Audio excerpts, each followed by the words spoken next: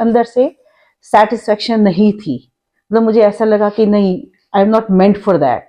हमारी सोसाइटी को नर्सिंग के बारे में नहीं है कि इसमें क्या क्वालिफिकेशन चाहिए, इसमें क्या एजुकेशन होती है, कितना हार्ड वर्क है, नोबडी नोज।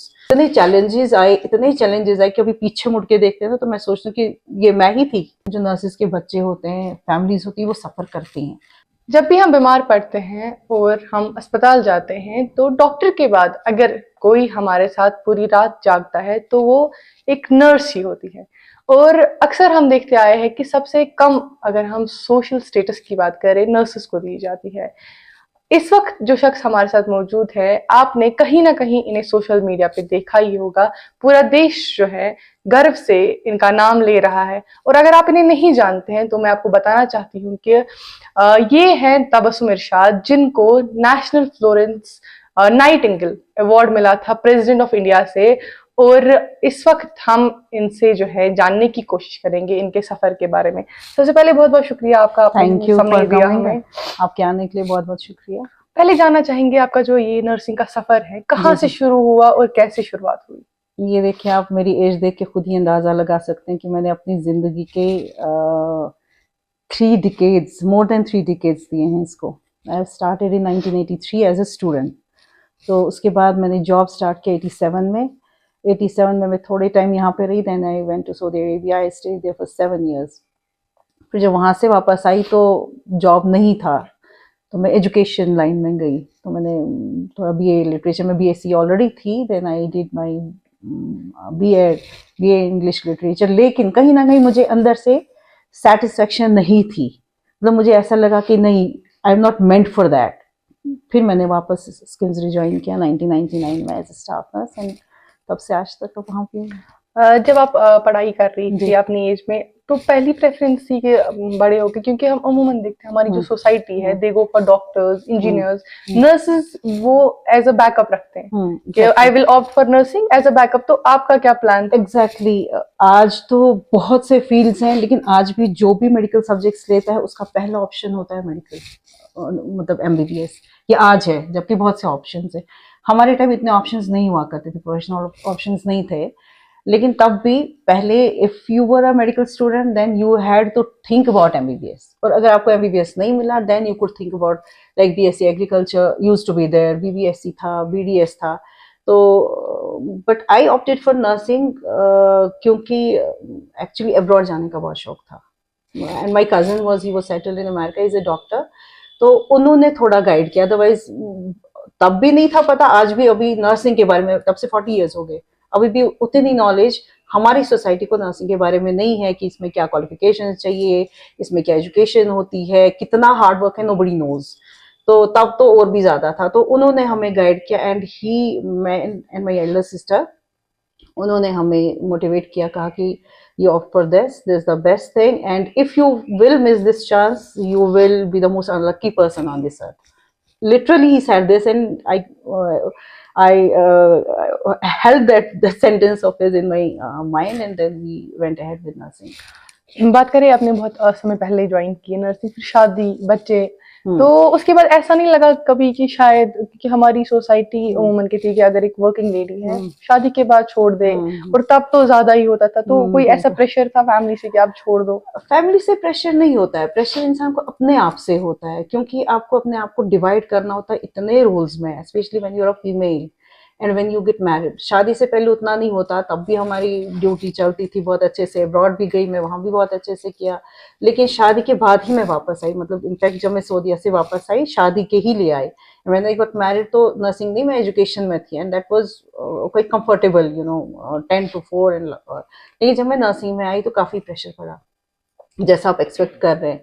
तो फिर बच्चे हुए, क्योंकि लॉन्ग ड्यूटी आवर्स, मतलब इतने चैलेंजेस आए कि अभी पीछे मुड़ के देखते हैं ना तो मैं सोचती हूँ कि ये मैं ही थी। इतने challenges, but I never thought of giving it up. इतने चैलेंज आए कि छोड़ने पर भी इंसान मजबूर होता है, बट आई सेड कि नो, मतलब I am meant for it and it's meant for me, a sort of. Then I went ahead. Challenges आए लेकिन कोऑपरेट भी किया। मतलब इन लॉज थे, हस्बैंड, अपनी ड्यूटीज और बच्चे होना, फिर मतलब काफी मतलब फुल ऑफ चैलेंजेस था। बट अल्हम्दुलिल्लाह, you have to stand like a rock. If you are really dedicated, committed, then nothing can move you. तो that is what happen with me and मैं काफ़ी काफ़ी डीप हूँ अपने प्रोफेशन में. I can see the difference. तो I never thought of giving it up. मैंने challenges लिए, फैमिली को भी बैलेंस भी किया. कभी कभी हुआ भी बहुत कुछ, लेकिन मतलब हमारे बच्चे सफ़र करते. इट्स नॉट मी, मैं जनरलाइज मतलब जनरल बात कह रही हूँ. जो नर्सेज के बच्चे होते हैं, फैमिलीज होती है, वो सफ़र करती हैं. क्योंकि हमारे काफ़ी और टाइम्स पे ड्यूटीज़ होती हैं, लेट इवनिंग्स हैं, नाइट ड्यूटीज़ हैं, लॉन्ग आवर्स ड्यूटीज़ हैं, छुट्टियां नहीं हैं. मतलब जैसे बाकी उनके एजुकेशन में, किसी में आप देखिए गेस्टेड हॉलीडेज होते हैं, संडेज होते हैं, वी हैव ऑल मतलब offs, but not on those particular days. तो काफ़ी सफ़र करती है हमारी फैमिली, लेकिन but they stand by us. If they stand with us, we stand with them, then everything becomes easy. आपके सफर में कोई ऐसा शख्स या आपकी फैमिली में कोई ऐसा इंसान जिसने थ्रू आउट द जर्नी आपको सबसे ज्यादा सपोर्ट किया? या my son, my elder son. ये छोटा था लेकिन he was always supportive. He was like a father figure, क्योंकि हमारे फादर की बहुत पहले डेथ हो गई. ही was always like a father figure. कभी कभी आती थी मुश्किलात फैमिली में, लेकिन वो मतलब ये बहुत छोटा था, लेकिन he was always there with me, still is there with me. I love him. बात करें आपकी करियर की. नर्सिंग टफ जॉब होती है, बहुत सारी चीजें, इंसिडेंट्स देखते हैं. कोई ऐसा वाक्य आपकी पूरी जिंदगी में हुआ हो जिसके बाद आपको लगा नहीं, मेरा जो प्रोफेशन है बहुत ज्यादा सही है और शायद मैं इसी प्रोफेशन के लिए बनी हूँ? कुछ ऐसा हुआ है? ऐसा हुआ जब मैंने कहा कि मैंने पहले नर्सिंग चूज की because I wanted to go abroad. Then I went abroad. मैं सऊदीया में थी, हज किया, उम्रा किए, डिफरेंट नेशनलिटीज से मिली, डिफरेंट लोगों से मिली, सबके साथ इंटरेक्ट हुआ. एक नई चीज़ थी, तो बहुत अच्छा लगा कि हाँ अल्हम्दुलिल्लाह इस प्रोफेशन में आके. इतनी यंग एज में 22-23 थी व्हेन आई वेंट देयर. तो इट वाज अ बून, और it was all because of my profession कि I got a chance to go there. Number one. Number two, जब मैं आई, मैंने छोड़ा, then I went to education. ये जब मैं इसमें आई, एक्चुअली नर्सिंग को क्यों मैं कहती हूँ कि, और हम जितने भी नर्सिंग में हैं, हम नर्सिंग में क्यों मतलब स्टैंडिंग है, हमें हमारे पास भी ऑप्शंस होते हैं, वी कैन गो एंड मतलब ऑफर समथिंग एल्स, लेकिन you have to be committed, you know. And वो जो सोलेस मिलते हैं ना आपकी सोल को, व्हेन यू आर मतलब taking care of a patient, तो नथिंग कैन मतलब compare that. Nothing is in comparison. क्या आपको लगता है कि so I always think कि नर्सिंग एक ऐसा प्रोफेशन है, क्योंकि डॉक्टर तो बन नहीं पाए, तो then I think this is the second profession जिसमें आपको चांस मिलता है to serve humanity. You make money also. ऐसा नहीं है कि हम सिर्फ ये, इट विल बी रॉन्ग अगर मैं कहूँगी कि मैं सिर्फ वो ना इंसान की खिदमत करने के लिए इसमें गए हैं. पहले जब जाते हैं किसी नए प्रोफेशन में नहीं पता होता. जैसे आप जर्नलिस्ट है, तब तक आप, जब तक आप इसमें गए नहीं होंगे, आपको इसके डेप्थ का नहीं पता होता ना. उसके बाद फिर आप मतलब फेमिलियर हो जाते हैं. तो सिमिलरली जब हम इसमें गए, तो वी वेंट देयर, चाहे इसीलिए कि हम ये जॉब है, और एक चीज़ है कि 100% जॉब गारंटी है इसमें. आपको यहाँ नहीं मिलेगी तो आउट ऑफ द स्टेट मिलेगी, स्टेट में नहीं मिलेगी तो out of the country. You will never sit idle. Job security is there, 100% job security. Then we make money, no doubt. We make money as well as हम अपना hereafter भी secure करते हैं. मतलब अल्लाह की तरफ से तो मिलेगा. We have a strong belief कि, क्योंकि हम इतने tough situations में काम करते हैं कि everybody is not मतलब वो क्या कहते हैं कि हाथों हाथ आपको लेके, हाँ जी ये ना रात भर जागे हुए थे, ये हमारी खिदमत कर रहे थे, तो हम इनको मतलब इनकी तारीफ करेंगे. Everybody is not like that. आपको पता है जिनके पेशेंट्स होते हैं, कभी अप्स एंड डाउन्स होते हैं, उनके टेम्परमेंट में भी अप्स एंड डाउन्स होते हैं. At times they are rude with us. बहुत कुछ होता है, लेकिन ऊपर वाला है तो he will reward us definitely, and he has rewarded. Alhamdulillah, we are satisfied. I'm satisfied. I have just 1 year to go. After 1 year I'm getting retired. तो लेकिन एक चीज़ है, जब मेरे बच्चे हो गए, पूरे 3 बच्चे हो गए, आई वॉज डिप्लोमा होल्डर. क्योंकि जिन दिन हमने नर्सिंग स्टार्ट किया, I was a graduate, science graduate. I could have gone for BSc nursing, लेकिन यहाँ पे उसका कोई कॉलेज नहीं था, यहाँ था ही नहीं इनफैक्ट. तो स्किम्स में स्टार्ट हो गया डिप्लोमा, तो हमने डिप्लोमा ही किया. तो आई वॉज डिप्लोमा होल्डर जब तक मैंने नए सिरे से ज्वाइन किया. तो फिर मुझे लगा कि नहीं, I should go for the studies. Then I did my BSc nursing after having 3 kids. It was challenging, of course. That period was more challenging. Duties, family, and studies. It was a tough thing. When I did BSc, I said, I have to go for MSc. I went for MSc to Jamia Hamdard, New Delhi. For 2 years, I was there, away from children, away from family. Then after that, I did my PhD, and now, alhamdulillah. Now, looking back, लगता है कि जो struggles थी, that was worth it. that was worth it. At the end of the day, if you're satisfied, तो and मैंने कहा ना कि you have to be committed. ऐसा नहीं है कि मतलब you are two people, you are getting the same salary, या समटाइम्स आई मे थिंक कि my colleague is getting the same salary, rather she is getting more than me, so why should I put extra effort in some assignment or some project? It is up to you. You have to give 100% to whatever you are in. So I think that makes it, that makes you successful.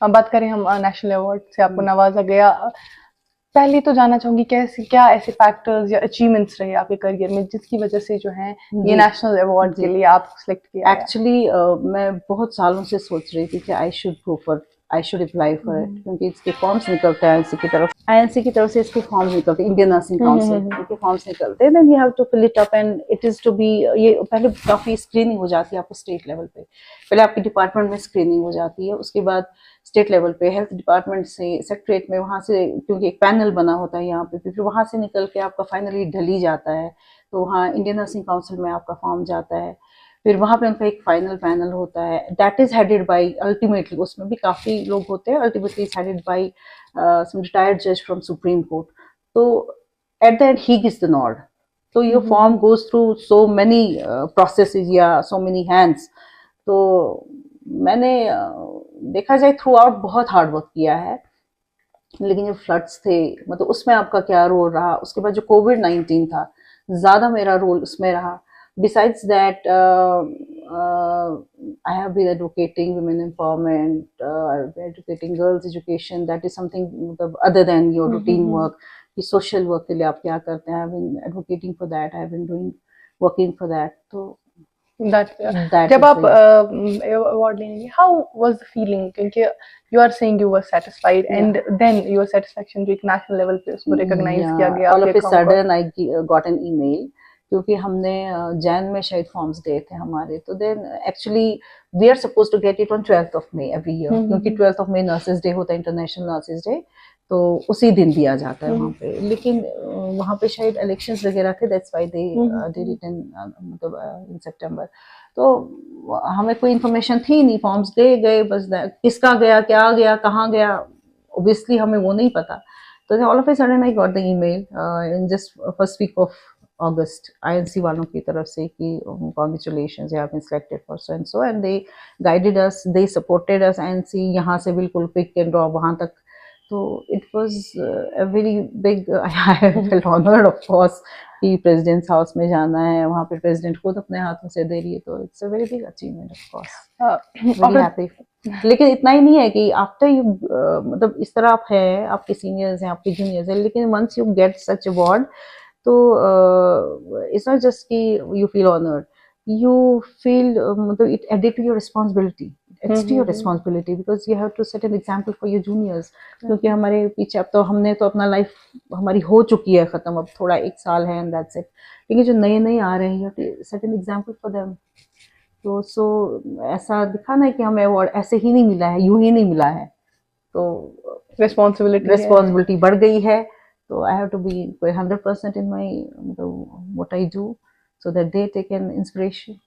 अब बात करें younger generation की, our society has a stereotype like nurses को associate किया जाता है for females, mail nurses को जो है उतनी रिकॉग्निशन नहीं मिलती या सोचा ही नहीं जाता, नर्स है लड़की है, तो इस स्टीरियोटाइप पे आपका क्या सोच है, like how do you see it? मुझे लगता है things have changed drastically, things have changed, क्योंकि पहले एक्चुअली लिया ही जाता था नर्सेस, स्टूडेंट नर्सेस को लिया ही जाता था, तो मेल्स को यूजुअली इसमें नहीं इन्वॉल्व करते थे, पहले बहुत पहले हमसे पहले कुछ मेल्स हुआ करते थे, हमारे बाद भी कुछ मेल्स, मैं स्किम्स की बात करूँ वहाँ पे भी कुछ को पिक किया था जो ऑलरेडी थे वहाँ पे डिपार्टमेंटल, तो they had been taken for nursing, just a few 3, 4 और 5 आई मस्ट से, लेकिन अभी अगर आप नर्सिंग कॉलेजेस में जाएंगे ना तो आई थिंक 50% मेल्स होंगे, and we are happy with that, क्योंकि हर डिपार्टमेंट को दोनों की ज़रूरत है, मतलब खाली जॉब वाइज नहीं कहते हैं हम, मतलब पीपल रियली नीड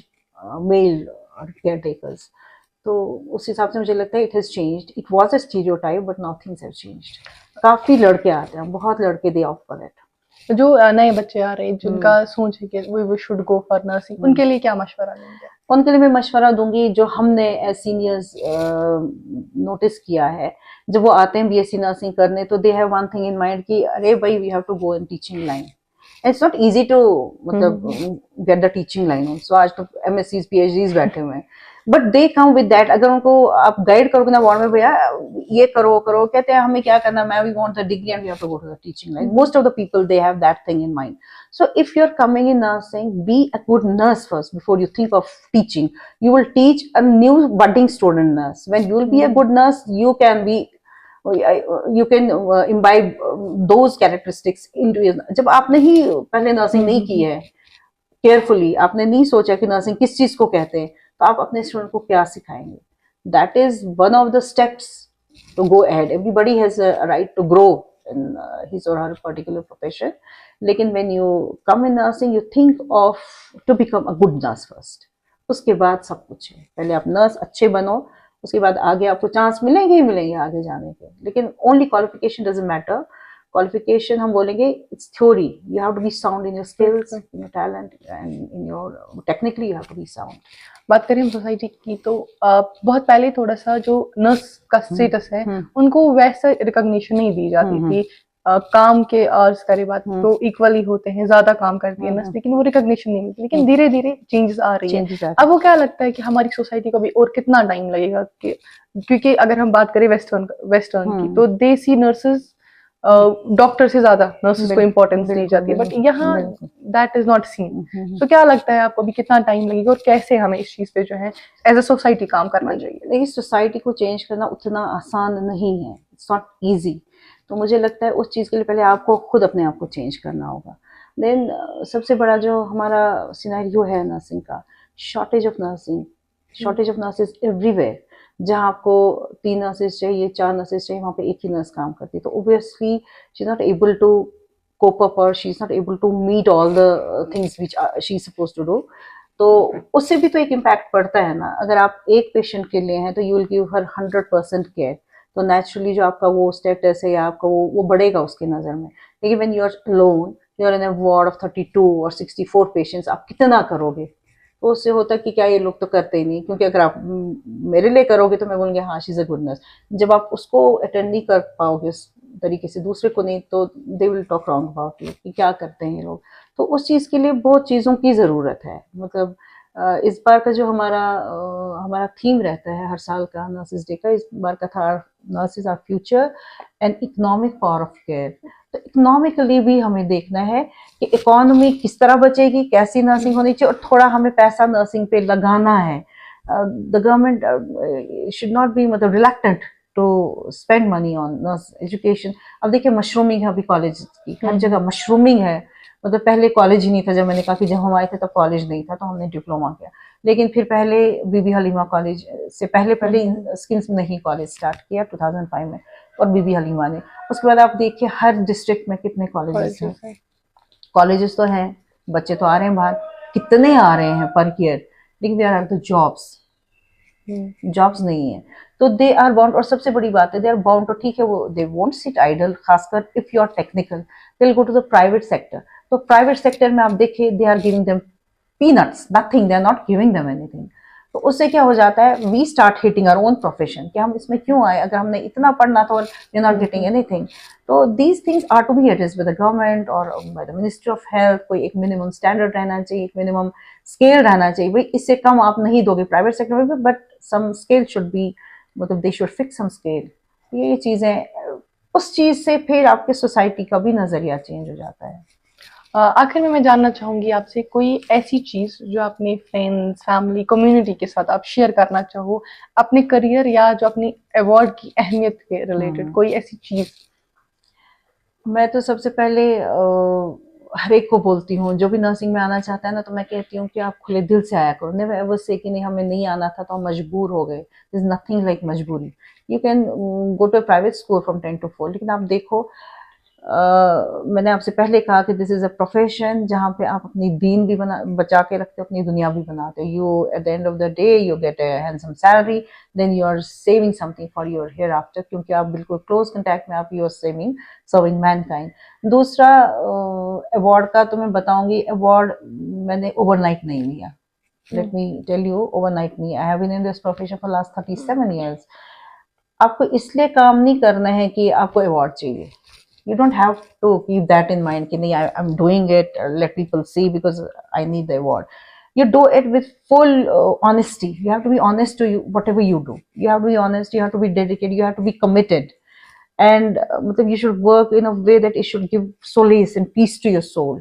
नहीं तो बस मेरा काम हो गया खत्म, देन मैं देखती जाऊंगी अब मरते हुए पेशेंट को, मुझे क्या करना, मेरा शिफ्ट खत्म हो गया, या मेरी फ्रेंड वो भी इतनी salary, if she is not dedicated why should I, should not be there. These things count.